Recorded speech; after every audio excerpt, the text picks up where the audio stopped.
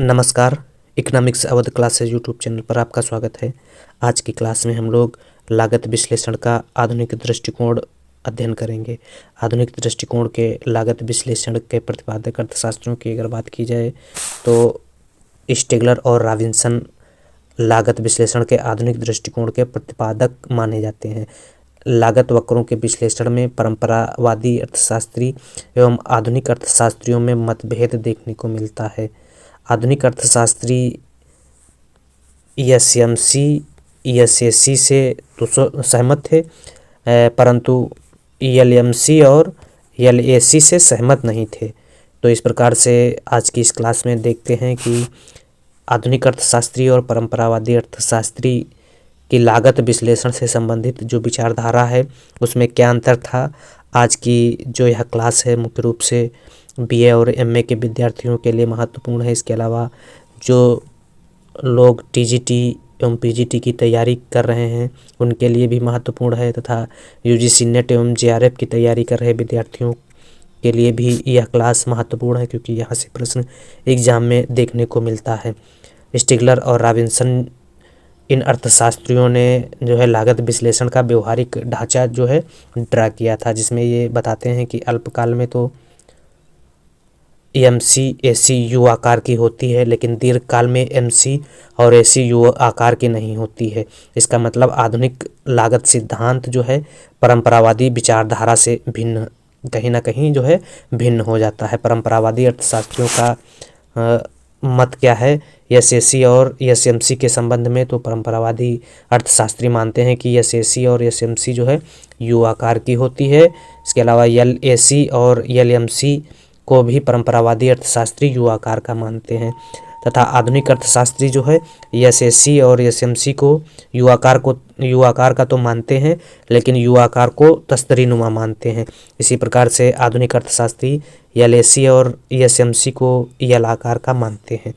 अब बारी बारी से देख लेते हैं कि यह जो यू आकार का जो तस्तरीनुमा आधुनिक दृष्टिकोण है यह कैसे होता है, और एल आकार का स्वरूप जो होता है एलएसी और एसएमसी यह कैसे होता है, इसको देख लेते हैं। तो अल्पकालीन एसी और एमसी का स्वरूप आधुनिक दृष्टिकोण इसमें क्या है, स्टिगलर और रॉबिन्सन मानते हैं कि एसएसी और एसएमसी जो है अल्पकाल में यू आकार का होता है, पर यह यू आकार जो है वह तस्तरीनुमा होता है। स्टिगलर और रॉबिन्सन मानते हैं। आधुनिक अर्थशास्त्री मानते हैं कि जब फर्म उत्पादन हेतु मशीन एवं प्लांट का निर्माण करती है अल्पकाल में, तो वह अतिरिक्त क्षमता के साथ प्लांट का निर्माण करती है, ताकि मांग बढ़ने पर प्लांट का आकार बार बार बदलना ना पड़े। इस बढ़ी हुई अतिरिक्त क्षमता के कारण लागत विश्लेषण के आधुनिक दृष्टिकोण में एवरेज फिक्स्ड कास्ट एएफसी जो है परंपरावादी दृष्टिकोण से थोड़ा सा भिन्न होती है, थोड़ा सा ऊपर होती है। एएफसी यह जो आरेख है परंपरावादी दृष्टिकोण का है, जिसमें क्या होता है परंपरावादी अर्थशास्त्री में एएफसी जो है नॉर्मल बनी होती है, और इसमें आधुनिक दृष्टिकोण में जो एएफसी है थोड़ा सा ऊपर उठी हुई होती है या एएफसी है। अब आधुनिक अर्थशास्त्रियों के अनुसार अल्पकाल में एसी औसत लागत वक्र एसएसी तस्तरीनुमा होती है। तस्तरीनुमा होने का क्या कारण है, तो एसएसी तस्तरीनुमा होने का जो कारण है वह कारण देख लेते हैं। एसएसी के तस्तरीनुमा होने का कारण जो है उत्पादन के प्रारंभ में वर्धमान नियम का लागू होना आरेख में बताया गया है। जो उत्पादन के प्रारंभ में वर्धमान नियम का तेजी से लागू होना है। वर्धमान नियम के लागू होने से जो है लागत जो है तीव्रता के साथ घटती चली जाती है। आरेख में x1 और x2 तक औसत लागत जो है स्थिर हो जाती है। एसी में लंबे समय तक जो है वृद्धि नहीं होती है, क्योंकि फर्म एवं प्लांट ने स्थापित होने के समय ही अतिरिक्त क्षमता का निर्माण कर रखा था, जिससे उत्पादन का ह्रासमान नियम एक निश्चित समय बाद लागू होता है। तो इधर जो है उत्पादन का वर्धमान नियम लागू होता है। वर्धमान नियम लागू होने से जो है लागत घटती चली जाती है, और इधर जो है ह्रासमान नियम लागू होता है, जिससे क्या होता है उत्पादन लागत बढ़ती चली जाती है, और बीच में जो है यह एसएसी जो है स्थिर होती है। और एसएसी के स्थिर होने का जो कारण है वह अतिरिक्त क्षमता होती है। अतिरिक्त क्षमता अल्पकाल में उद्योगपति या उद्यमी ऐसा करते हैं कि जब उत्पादन करना चालू करते हैं तो वह मशीन एवं प्लांटों की अतिरिक्त क्षमता का निर्माण कर लेते हैं, जिससे क्या होता है, उत्पादन ह्रास नियम एक निश्चित समय के बाद लागू होता है। तो इस प्रकार से X2 के बाद उत्पादन बढ़ने पर AC तेजी से बढ़ने लगती है, अर्थात उत्पादन का ह्रास नियम लागू होता है, जिससे उत्पादन लागत क्या होती है, बढ़ती चली जाती है।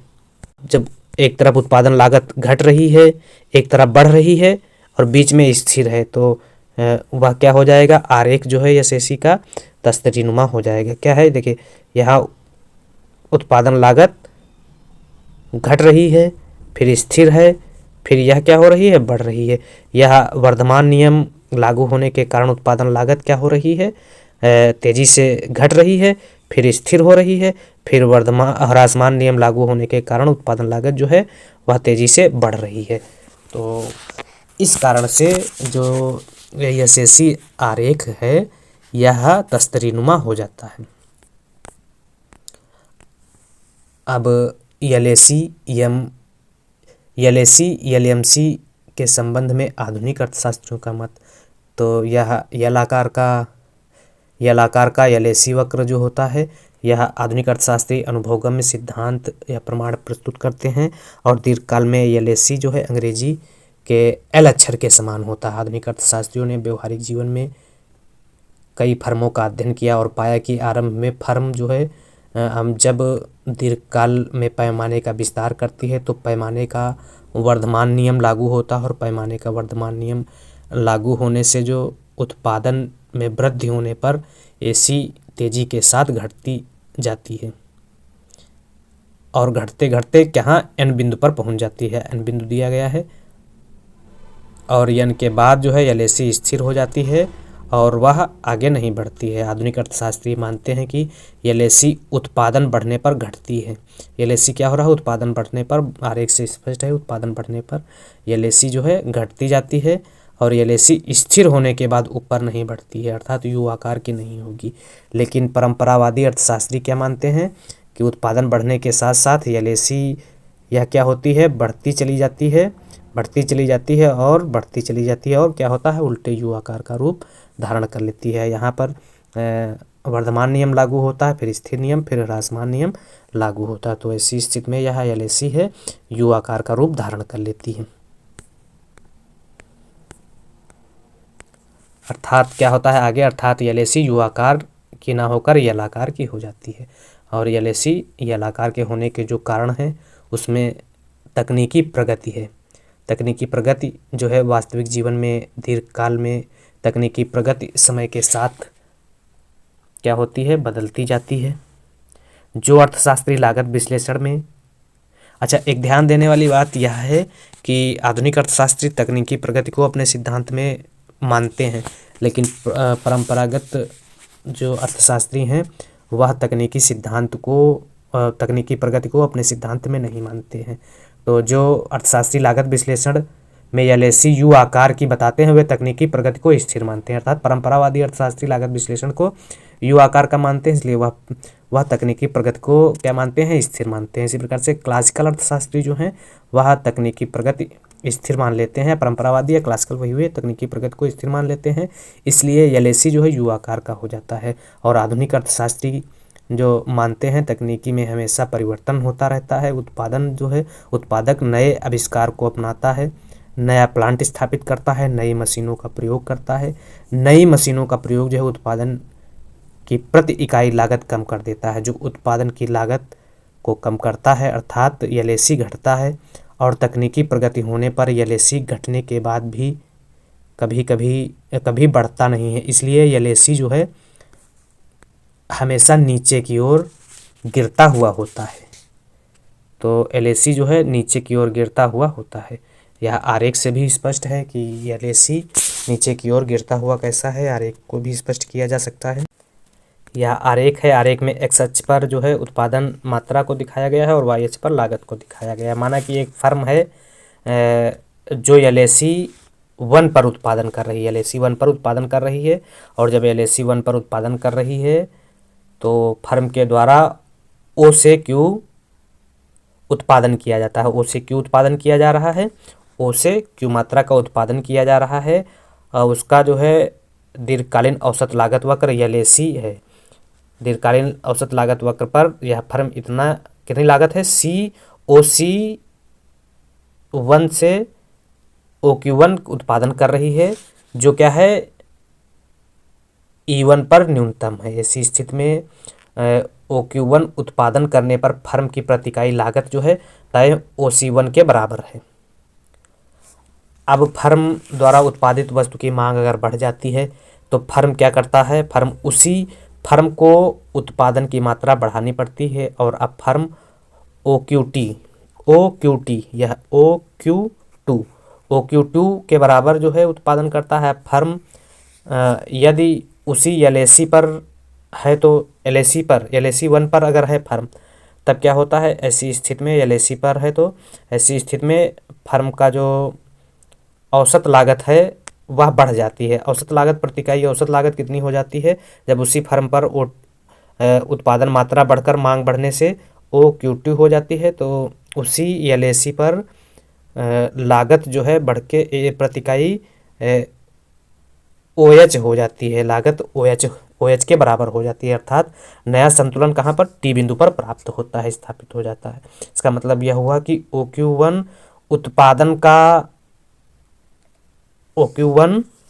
जो है उत्पादन का OC1 के ही बराबर थी। उत्पादन बढ़ाकर OQ2 जब करती है फर्म, तो ऐसी स्थिति में क्या होता है, फर्म की प्रति इकाई लागत बढ़कर OH1 हो जा रही है। OH कह सकते हैं, OH1 नहीं, OH हो जा रही है। पहले वाले विश्लेषण में उत्पादन की तकनीक स्थिर मानी गई थी। पहले वाले विश्लेषण में परंपरावादी सिद्धांतों में जो है उत्पादन की तकनीक स्थिर मानी गई थी, लेकिन आधुनिक अर्थशास्त्री ऐसा नहीं मानते हैं। आधुनिक अर्थशास्त्री जो है तकनीकी प्रगति होने की बात करते हैं, अर्थात मांग बढ़ने पर फर्में तकनीक बदलती हैं और बढ़ाती हैं, नया प्लांट लगाती हैं, अर्थात तकनीक प्रगति से फर्म की औसत लागत घट जाती है नई तकनीक अपनाने से, और फर्म की औसत लागत घटकर जो है कितनी हो जा रही है, यह औसत लागत घट के LAC2 हो जा रही है। अब LAC2 पर नई तकनीक अपनाने से LAC2 नीचे की तरफ आ जा रही है। LAC जो है नीचे की तरफ आ जा रही है, जिसमें क्या हो रहा है, उत्पादन मात्रा OQ2 का उत्पादन करती है फर्म।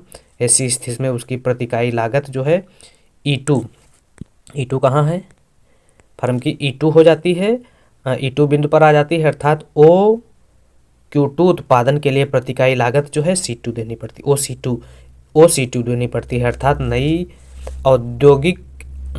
जो है तकनीक अपनाने से औसत लागत घट जा रही है। इसी प्रकार से पहले वाली तकनीक पर जो है लागत हम लोग देखे थे OH थी, और अब नई तकनीक अपनाने से लागत क्या हो जा रही है, OC2 हो जा रही है। मतलब मांग बढ़ने से उत्पादन बढ़ता है, लेकिन लागत बढ़ती जा रही है, और लागत बढ़ने के साथ साथ लागत कम होती जा रही है और मांग बढ़ती है और उत्पादन बढ़ता जाता है। तो ऐसी स्थिति में अब LAC क्या हो रहा है, LAC जो है नीचे की तरफ आ रहा है, और भविष्य में फर्म द्वारा उत्पादित वस्तु की मांग और अगर बढ़ जाए, अब मांग और जब बढ़ जाती है, अर्थात जो है मांग बढ़कर कितनी हो जा रही है, आरेख में मांग बढ़कर O से OQ3 हो जाती है, तो फर्म जो है नई तकनीक का प्रयोग करती है, अर्थात फर्म की औसत लागत और कम हो जाती है, और संतुलन जो है वह E3 पर हो जाता है। अब संतुलन जो है E3 पर हो जाता है, तो अर्थात तब प्रति इकाई लागत जो है OC2 हो जाती है और कम हो जाती है। अब E1, E2 और E3 या जो बिंदुओं को मिलाने से, तीनों बिंदुओं को मिलाने से AC जो है LAC नीचे की ओर गिरती हुई बनती है। और आधुनिक अर्थशास्त्री इस विश्लेषण से कहते हैं कि जब अर्थव्यवस्था में तकनीकी प्रगति होती है तो प्रति इकाई लागत घटती है, और प्रति इकाई लागत घटने से दीर्घकालीन औसत लागत वक्र नीचे की ओर गिरता हुआ बनता है। यह कभी भी ऊपर की तरफ नहीं बढ़ता है, और अगर ऊपर की तरफ दीर्घकालीन LAC जो है बढ़ने लगेगा तो यह परंपरावादी अर्थशास्त्रियों का उल्टे यू आकार का आरेख बन जाएगा। इस प्रकार से दीर्घकालीन लागत वक्र नीचे गिरता हुआ होता है। इसके लिए दूसरा कारण जो है वह दीर्घकालीन लागत वक्र जो नीचे गिरता हुआ होता है, इसका एक कारण जो है तकनीकी प्रगति हो जाएगी। और दूसरा जो कारण हम लोग देख रहे हैं वह है कार्य करते करते सीखना। दूसरा कारण कह सकते हैं कार्य करते करते सीखना, अर्थात लर्निंग बाय डूइंग के कारण भी एलएसी वक्र जो है नीचे की तरफ गिरता हुआ होता है। लर्निंग बाय डूइंग कैसे कार्य करता है, जिसके कारण जो है एलएसी वक्र नीचे की तरफ गिरता हुआ होता है। तो कोई भी फर्म अपने द्वारा जो उत्पादित वस्तु की मात्रा वह जैसे जैसे बढ़ाएगी, कार्य की मात्रा अधिक करेगी, तो वस्तु का उत्पादन अधिक करेगी। इस स्थिति में फर्म का अनुभव बढ़ता चला जाएगा, उसका अनुभव बढ़ेगा और धीरे धीरे फर्म का जो मालिक या उद्यमी को कार्य करने का अनुभव हो जाएगा और किसी भी कार्य को वह अच्छे ढंग से कर सकेगा और फर्म की उत्पादन में कार्य कुशलता जो है बढ़ेगी। और धीरे धीरे क्या होगा, लागत में कमी आएगी। नए उद्योग लगाने पर उसको कम जानकारी होती है और जैसे जैसे क्या होता है उद्योगपति या पूंजीपति कार्य को करता जाता है, उसको ज़्यादा जानकारी होती जाती है। इससे जो है उत्पादन लागत पहले से कम होती जाती है। इसका मतलब हुआ एक उद्यमी जैसे जैसे उत्पादन की मात्रा को बढ़ाता है, उत्पादन मात्रा बढ़ने के किसी कार्य को वह कुशलतम तरीके से कर सकता है। इस वजह से प्रति इकाई लागत जो है धीरे धीरे कम होती जाती है। इसलिए एलएसी का आकार नीचे की तरफ गिरता हुआ होता है। यह एलएसी का आकार होता है। और दीर्घकालीन लागत वक्र को अधिगम वक्र भी कह सकते हैं, क्योंकि अधिगम का मतलब कार्य करते करते सीखना होता है। इस प्रकार से लागत कम करने का एक कारण जो होता है वह लर्निंग बाय डूइंग होता है, जिसकी वजह से प्रति इकाई लागत जो है वह कम होती है। प्रति इकाई लागत कम होती है, जिसे क्या कहते हैं, लर्निंग वक्र के सहायता से भी सीखा जाता है। और यह जो है एक प्रकार से लर्निंग वक्र ही होता है।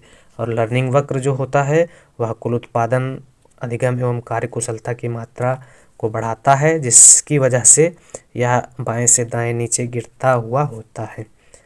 तो इस प्रकार से इस क्लास में हम लोगों ने आधुनिक अर्थशास्त्रियों का जो लागत के विश्लेषण या लागत के संदर्भ में दृष्टिकोण है उसके बारे में हम लोगों ने अध्ययन किया।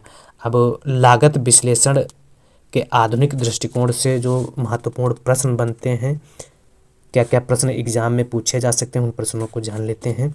तो पहला जो प्रश्न है, किस लागत के सिद्धांत में तकनीकी परिवर्तन को स्वीकार किया गया है?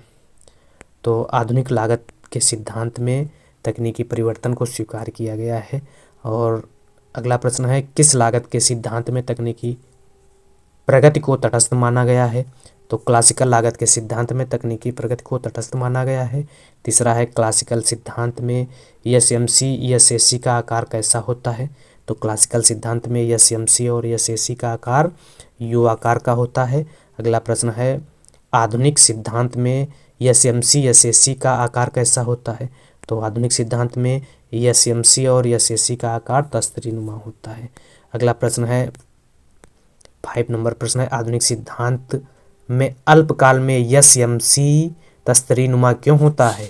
तो क्योंकि प्रत्येक फर्म एक अतिरिक्त क्षमता का निर्माण करती है, इसलिए एसएमसी जो है वह तस्तरीनुमा होता है। यह तस्तरीनुमा आरेख हो गया। यह तस्तरीनुमा आरेख कैसा होगा? यह आरेख होगा। पहले वर्धमान प्रतिफल के कारण, फिर स्थिर प्रतिफल, फिर ह्रासमान प्रतिफल के कारण।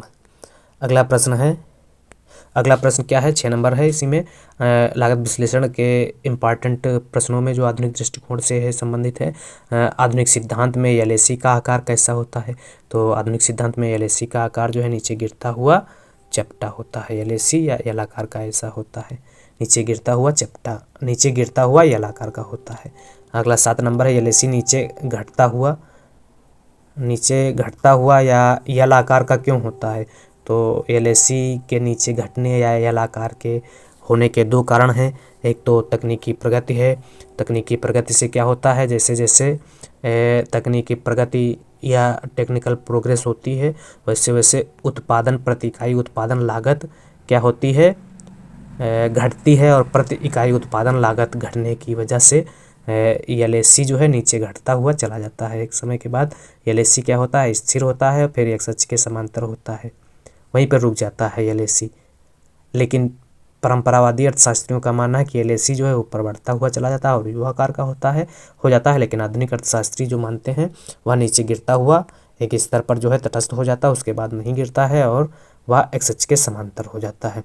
तो एक तो तकनीकी प्रगति होगी और दूसरा जो है करके सीखना। तो करके सीखने के माध्यम से भी LAC जो है नीचे घटता हुआ जाता है। कार्य करके सीखने के माध्यम से जो है धीरे धीरे कार्यकुशलता बढ़ती है। कार्यकुशलता बढ़ने से जो है फर्म की प्रति इकाई लागत कम होती है, इससे भी LAC का आकार जो है नीचे गिरता हुआ हो जाता है।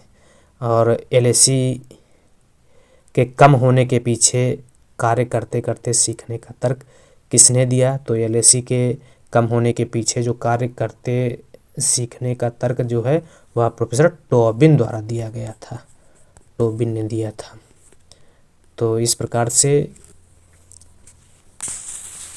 लागत विश्लेषण के संबंध में यह आधुनिक दृष्टिकोण मुख्य रूप से स्टिकलर और रॉबिन्सन द्वारा दिया गया था। इस विश्लेषण को हम लोगों ने जाना, समझा और जो भी इम्पॉर्टेंट प्रश्न इस विश्लेषण में बन रहे थे उन विश्लेषण के या लागत विश्लेषण के आधुनिक दृष्टिकोण से इम्पॉर्टेंट प्रश्नों को भी हम लोगों ने निकाला तथा उन पर चर्चा की। Economics Awadh classes YouTube channel पर अगर आप पहली बार विजिट कर रहे हैं तो चैनल को सब्सक्राइब करें, वीडियो को लाइक करें तथा अपने दोस्तों तक शेयर करें। अगली जो क्लास रहेगी वह व्यष्टि अर्थशास्त्र के अंतर्गत आगम से संबंधित है, रेवेन्यू से संबंधित है और फिर उसके बाद हम लोग मार्केट की तरफ बढ़ेंगे।